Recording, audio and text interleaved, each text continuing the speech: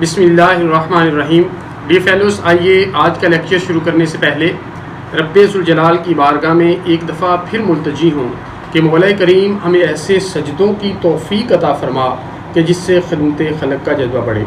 D fellows, आज हम CRPC के लेक्चर्स को फॉर अ वाइल सस्पेंड कर रहे हैं और अब हम न्यू सीरीज़ ऑफ लेक्चर जो कि इंस्पेक्टर लीगल्स के पेपर में जो थर्ड पेपर है जिसमें कानून शहादत ऑर्डर और 13 माइनर एक्ट शामिल हैं उसको मुकम्मल करेंगे। डी फेलोस, आपकी भरपूर डिमांड पर ये लेक्चर सीरीज जो है वो शुरू की जा रही है। इस लेक्चर्स की सीरीज को शुरू करने से पहले 2-3 बातें आपके सामने रखना चाहता हूँ। इंस्पेक्टर लीगल के अगर पास पेपर्स को एग्जामिन किया जाए तो इस पेपर के हवाले से जब हम देखते हैं तो 2 चीज़ें बड़ी अहम हैं।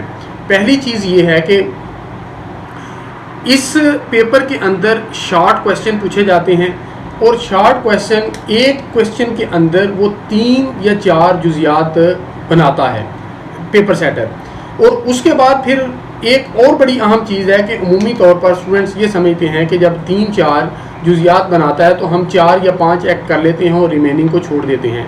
दोनों पेपर्स को जब हम एग्जामिन करते हैं तो उसमें वो हर एक्ट से एक जुज़ लेता है, जिसकी वजह से हमें तमाम एक्ट्स को पढ़ना ज़रूरी है। अगर एक एक्ट भी छोड़ेंगे तो हो सकता है कि वो जुज़ उसमें से पूछ ली जाए और आपका क्वेश्चन का जो आंसर है वो नामुकम्मल रहे। तो डियर फेलोस, इन दोनों चीज़ों को मद्देनजर रखते हुए हम 13 जो माइनर एक्ट हैं उन पर 13 लेक्चर्स कंडक्ट करेंगे। आज पहला जो लेक्चर हम कंडक्ट कर रहे हैं वो है the child marriage restaurant act 1929 पर। डी फेलोस, इस एक्ट को पढ़ने के बाद और पास पेपर्स को मद्देनजर रखते हुए मैंने 6 क्वेरी जो हैं वो फार्मूलेट किए हैं या 6 शॉर्ट क्वेश्चन फार्मूलेट किए हैं ताकि आप बेहतर तरीके से समझ सकें कि आपने पेपर को अटेम्प्ट कैसे करना है। डी फेलोस, पहला जो क्वेश्चन फार्मूलेट हो सकता था वो ये है कि the child marriage restaurant act 1929 कब और इसका नफाज कब इनेक्ट हुआ और इसका नफाज कब हुआ, किस इलाके में CMRA 1929 और किन अशखास पर नाफिजुल अमल है। दूसरा जो क्वेश्चन फार्मूलेट हो सकता है वो चाइल्ड और माइनर में क्या फ़र्क है। थर्ड, चाइल्ड मैरिज से क्या मुराद है। फोर्थ, CMRA 1929 के तहत कौन कौन से एक्ट और ओमिशन जो हैं वो ऑफेंस करार दिए गए हैं और इनकी सज़ा क्या है। डियर फेलोस, 5वें नंबर पर इन ऑफेंसेस में जो इस एक्ट के तहत दिए गए हैं उनकी कॉग्निजेंस कौन लेगा। और 6ठे नंबर पर क्या अदालत चाइल्ड मैरिज को रोकने के लिए इंजंक्टिव ऑर्डर इशू कर सकती है या नहीं कर सकती। डियर फेलोस, जहाँ पर पहले सवाल का ताल्लुक है कि CMRA 1929 जो है वो कब इनेक्ट हुआ और इसका नफाज कब हुआ। ये इंटरेस्टिंग बात है कि इसकी इनेक्टमेंट और इसकी इन्फोर्समेंट की डेट में और सन में फ़र्क है। ये एक्ट 1 अक्टूबर 1929 को लेजिस्लेट हुआ बना और 1 अप्रैल 1930 इसकी इन्फोर्समेंट हुई। इसलिए इन दोनों को जानना ज़रूरी है। ये पूरे पंजाब के अंदर नाफिजुल अमल है और पाकिस्तान के हर शहरी और सिटीज़न पर एप्लीकेबल है।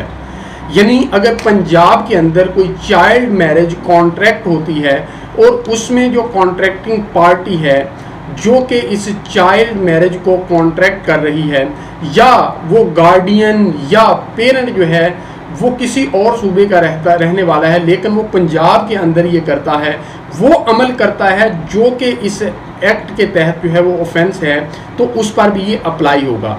Irrespective of the caste, creed और रिलीजन ये अप्लाई होगा। यानी हर कम्युनिटी पर इस एक्ट की इन्फोर्समेंट जो है वो होगी।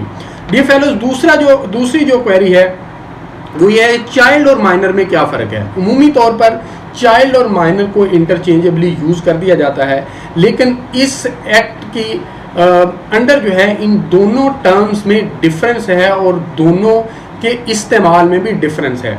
डियर फेलोज, इस एक्ट के तहत जो चाइल्ड है वो मीन्स अ पर्सन, अगर वो मेल है तो अंडर 18 ईयर एज और अगर फीमेल है तो अंडर 16 ईयर एज, तो वो चाइल्ड कहलाएगा, जबकि minor means a person of either sex who is under 18 years of age, यानी चाइल्ड के अंदर फीमेल की एज जो है वो अंडर 16 है और मेल की जो है वो अंडर 18 है।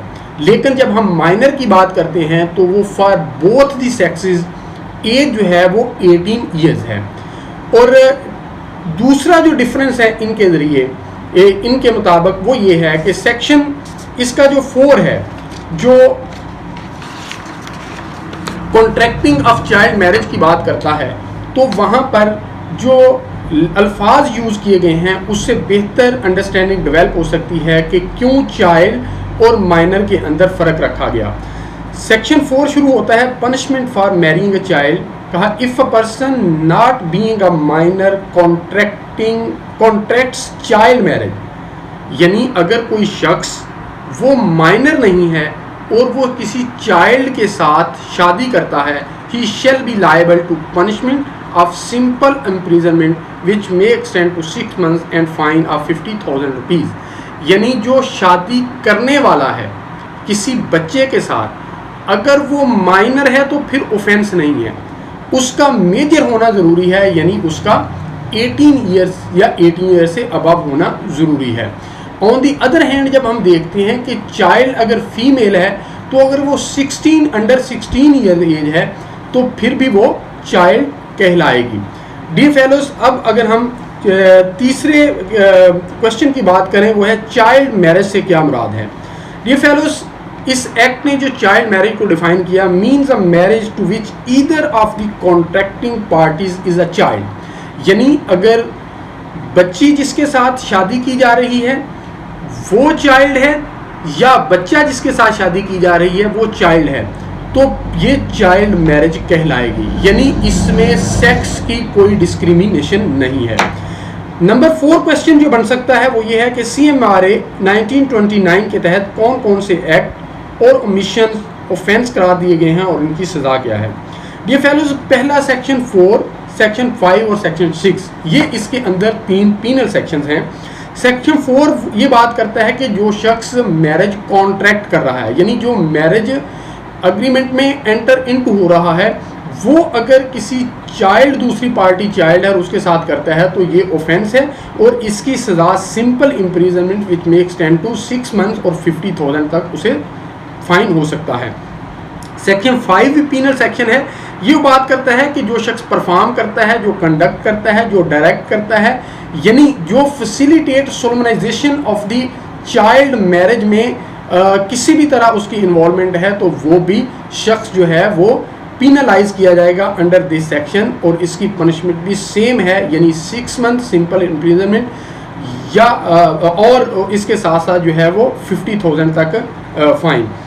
डियर फेलो, 6 जो सेक्शन है वो भी पीनल सेक्शन है। ये बात पर्टिकुलरली करता है पेरेंट की या गार्डियन की, यानी अगर कोई माइनर जो है, अगर कोई चाइल्ड जो है वो under the guardianship of parent है या किसी और शख्स की लॉफुल गार्डियनशिप के अंडर है और उस शख्स और उसके शख्स की गार्डियनशिप में उसकी मैरिज जो होती है वो फैसिलिटेट करता है या उसको प्रमोट करता है उस मैरिज को, या उसको प्रिवेंट नहीं करता, तो ये भी पीनलाइज इसे भी किया जाएगा और इसकी सज़ा भी जो है वो सिंपल इम्प्रिजनमेंट है which may extend to 6 month और फाइन जो है up to 50,000 rupees. Dear fellows, इसके अंदर एक्ट्स की अगर बात करें वो तो आपके सामने आ गई। ओमिशन इसकी ये है कि जो गार्डियन है या जो पेरेंट है वो उसे रोकेगा, अगर रोकने से ओमिट टू प्रिवेंट करता है तो ये भी ऑफेंस है। डियर फेलोज, इस सेक्शन 6 की बात, यहाँ पर पेरेंट और गार्डियन की बात हो रही है। एक प्रोवाइजो दिया गया जिसके मुताबिक ये है कि वुमन को इस सेक्शन के तहत इम्प्रिजनमेंट की सज़ा नहीं दी जाएगी, लेकिन उसको फाइन की सज़ा जो है वो दी जा सकती है। डियर फेलोज, इससे आगे जो अहम इसका क्वेश्चन इस एक्ट के तहत बन सकता है वो ये है कॉग्निजेंस कौन सी अदालत लेगी। डियर फेलोज, इस क्वेश्चन के साथ 2 सेक्शन डील करते हैं, सेक्शन 8 और सेक्शन 9। सेक्शन 8 ये बात करता है कि not with standing this fact के सेक्शन 190 ऑफ CRPC के अंदर क्या लिखा हुआ है जो कि कॉग्निजेंस को सेक्शन डील करता है। उसके अंदर ये लिखा हुआ है कि कोई भी magistrate of the first class cognizance ले सकता है और सेकंड क्लास ले सकता है if he is specially empowered by the provincial government. लेकिन यहाँ पर ये लिखा गया कि जो सेकंड बात है कि if specially empowered by the provincial government magistrate of second class भी ले सकता है, तो यहाँ पर सेकंड क्लास का सिरे से जिक्र नहीं है। यहाँ कहा गया कि सिर्फ और सिर्फ magistrate of the first class he cognizance लेगा। और सेक्शन 9 इसको फर्दर इसके स्कोप को डीलिमिट कर देता है और ये कहता है कि इस एक्ट के तहत जो ऑफेंसेस हैं उसकी कॉग्निजेंस सिर्फ और सिर्फ फैमिली कोर्ट लेगी और on the complaint of union council लेगी। और जो फैमिली कोर्ट भी लेगी वो उसके पास पावर्स होंगी magistrate of the first class की। अगर उसके पास powers of the magistrate of the first class नहीं है तो वो भी कॉग्निजेंस नहीं ले सकती। डियर फेलोज, आखिरी क्वेश्चन था हमारा, क्या अदालत चाइल्ड मैरिज को रोकने के लिए इंजेक्टिव ऑर्डर इशू कर सकती है। सेक्शन 12 इसके साथ डील करता है। फैमिली कोर्ट के पास फैमिली लॉज के तहत इंजेक्टिव ऑर्डर इशू करने की पावर नहीं होती, लेकिन इस एक्ट के तहत फैमिली कोर्ट जब इस एक्ट के तहत ऑफेंसेस की कॉग्निजेंस लेगी तो सेक्शन 12 के तहत फैमिली कोर्ट के पास इंजेक्टिव ऑर्डर की पावर होगी। अगर किसी तरह ये इंफॉर्मेशन मिल जाती है कि child marriage is going to be contracted तो फैमिली कोर्ट जो है इंजेक्टिव ऑर्डर इशू कर सकती है उस मैरिज को रोकने के लिए। लेकिन इसके लिए ज़रूरी है कि प्रीवियसली नोटिस सर्व किया जाएगा ऑन दी पार्टीज़ और उनको सुना जाएगा और उसके बाद जो है ये इंजेक्टिव ऑर्डर जो है वो इशू किया जाएगा और एग्री पार्टी की एप्लीकेशन पर इस इंजेक्टिव ऑर्डर को जो है वो विड्रॉ भी या रिसिल्ड किया जा सकता है। डियर फेलोस, ये था child marriage restaurant act 1929। Act जो है वो 1929 जो मैंने आपके सामने एक्सप्लेन करने की कोशिश की। मैं उम्मीद करता हूं कि आपको आज की वीडियो पसंद आई होगी। अगर आज की वीडियो आपको पसंद आई हो तो हमारे बाबुल इल्म लॉ अकेडमी यूट्यूब चैनल को सब्सक्राइब जरूर कीजिएगा और हमारी इस वीडियो को लाइक ज़रूर कीजिएगा। अल्लाह ताला आपका हामी नासर हो। बहुत शुक्रिया।